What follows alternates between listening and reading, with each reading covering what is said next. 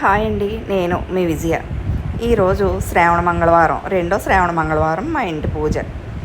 నేను నా పూజను ఇలా పూర్తి చేసుకున్నాను. నేను ప్రతి మంగళవారం, శుక్రవారం ఐశ్వర్య దీపాన్ని కూడా వెలిగించుకుంటాను. ఓం శ్రీ మాత్రే నమః, ఓం శ్రీ గౌరీ అయి నమః, ఓం శ్రీ మహాలక్ష్మి అయి నమః. ఈరోజు రెండో శ్రావణ మంగళవారం. ఈరోజు మా ఇంటి పూజ.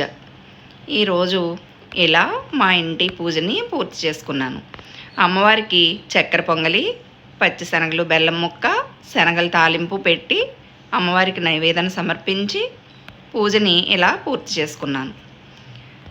శ్రావణ మంగళవారాలు ఇలా ముత్తైదువులు పచ్చి శనగలు, బెల్లం ప్రసాదంగా పెట్టి ఏదో ఒక నైవేద్యాన్ని సమర్పించి గౌరీదేవికి పసుపు కుంకుమలతో పూజ చేసుకుంటే సౌభాగ్యాన్ని ప్రసాదిస్తుందని ప్రతీతి.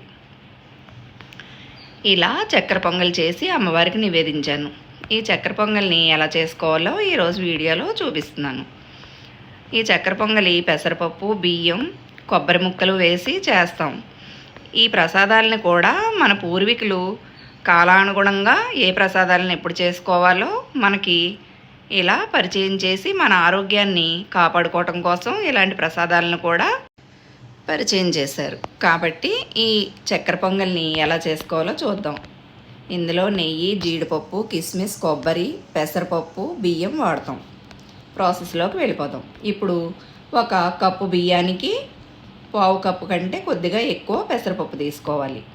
ఒక కప్పు రైస్కి ఒక అరకప్పుకి కొద్దిగా తక్కువ పెసరపప్పు వేసుకుని శుభ్రంగా 2 సార్లు కడుక్కుని ఇందులో గ్లాసు బియ్యానికి 2 గ్లాసుల వాటరు, అరకప్పు పెసరపప్పుకి 1 గ్లాసు వాటర్, అంటే కప్పున్నర కొలత ప్రకారం 3 గ్లాసులు వాటర్ వేసి దీన్ని 3 విజిల్స్ ఇప్పించుకోవాలి కుక్కర్లో పెట్టి.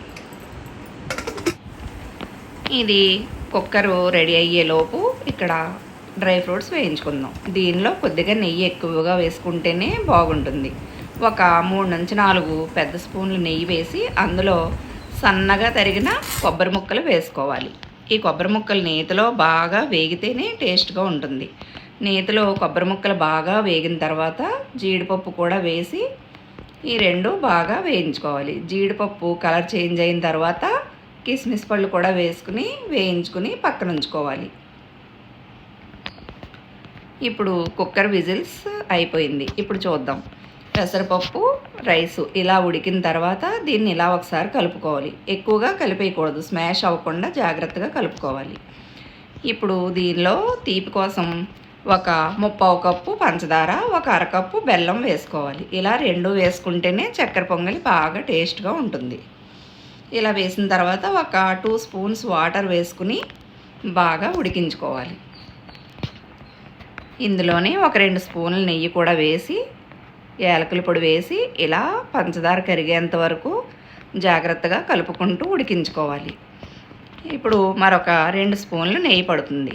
ఒక కప్పు రైస్కి అరకప్పు పెసరపప్పుకి అరకప్పు నెయ్యి పడుతుంది. అందువల్ల మనం డ్రై ఫ్రూట్స్ వేయించినప్పుడు ఒక 4 స్పూన్లు వేసాను, ఇప్పుడు ఒక 4 స్పూన్లు వేసాను. ఇది ఇలా రెడీ అయిన తర్వాత కొద్దిగా పచ్చకర్పూరం వేసుకోవాలి. ఇందులో కంపల్సరీగా పచ్చకర్పూరం వేసుకుంటేనే చక్కెర పొంగలి టేస్ట్గా ఉంటుంది. చాలా పించ్ ఆఫ్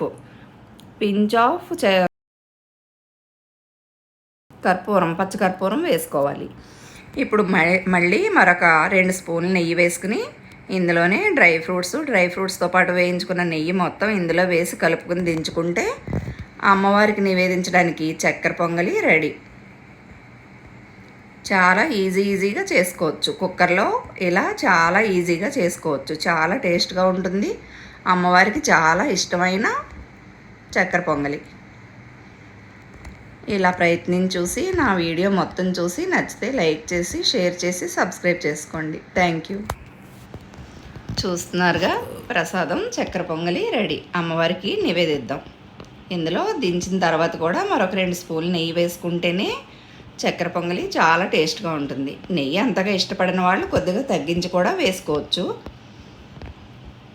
చక్కెర పొంగలి రెడీ.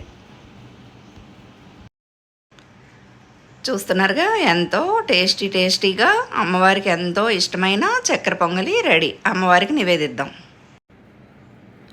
ఓం శ్రీ మాత్రే నమః, ఓం శ్రీ మహాలక్ష్మి నమః, ఓం శ్రీ మహాగౌరీ నమః.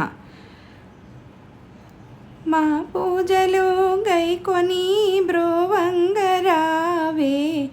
మహాలక్ష్మి రావే మమ్మేలుకోవే మా పూజలు గైకొని బ్రోవంగరావే మహాలక్ష్మి రావే మమ్మేలుకోవే మల్లె పూలతో మందారాలతో పారిజాతాలతో చామంతులతో మల్లె పూలతో మందారాలతో పారిజాతాలతో చామంతులతో నిరతము నిన్నే పూజించెదమమ్మా నిరతము నిన్నే ధ్యానించెదమమ్మా మా పాపములు ప్రాలద్రోలి పరుగు పరుగున రావే మా పూజలు గైకొన బ్రోవంగరావే